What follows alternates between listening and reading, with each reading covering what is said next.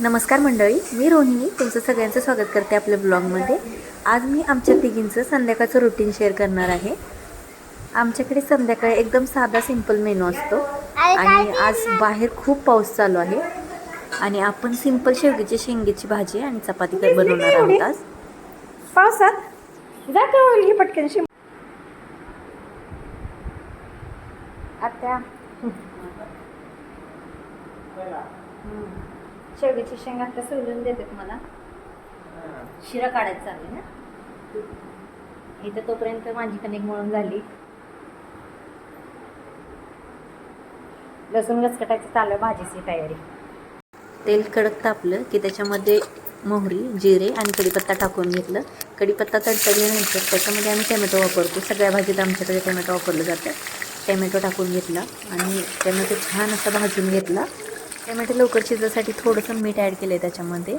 त्याच्यानंतर मी लसूण टाकून घेतला, ठेचून घेतलेला लसूण आहे हा, आणि छान असं खमंग परतून घेतले बारीक गॅसवरती। त्याच्यानंतर खोबरं बारीक केलेलं ॲड केले त्याच्यामध्ये।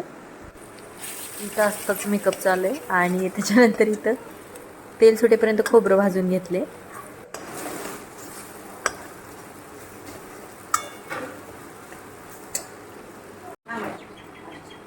खोबरं भाजल्यानंतर त्याच्यामध्ये हळद, घरचा काळा मसाला चवीनुसार आपण ॲड करून घेतला।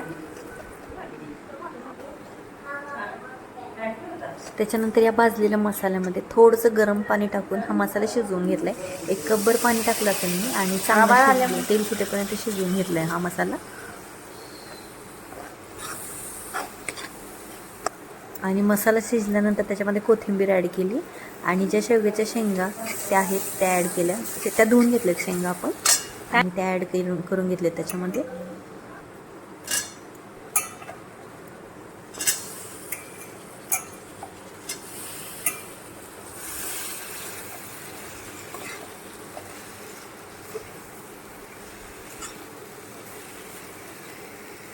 या मसाल्यात या शेंगा परतून घेतलेत चांगल्या। तसं तर आम्ही दोघी मिळून संध्याकाळचा स्वयंपाक करतो, पण आज शेतामध्ये पाऊस खूप झाला आहे आणि पाणी शिरले, त्यामुळे ताई शेताकडे गेली बघायला, ताई आणि भैया। आणि ताई शेतावरून परत येईपर्यंत जेवढी होईल तेवढी तयारी मी करून घेतली आज।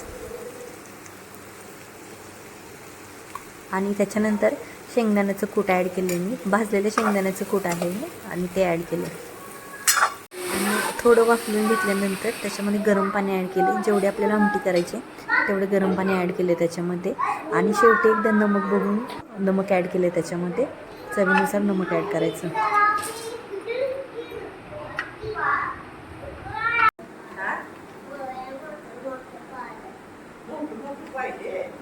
वेणी घालायची आहे, मोठी मोठी केस पाहिजे।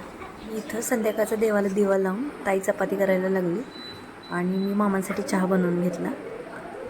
आणि व्हिडिओ कसा वाटला ते कमेंटमध्ये मला नक्की सांगा। व्हिडिओ आवडला तर लाईक, शेअर आणि सबस्क्राईब करा। बाय।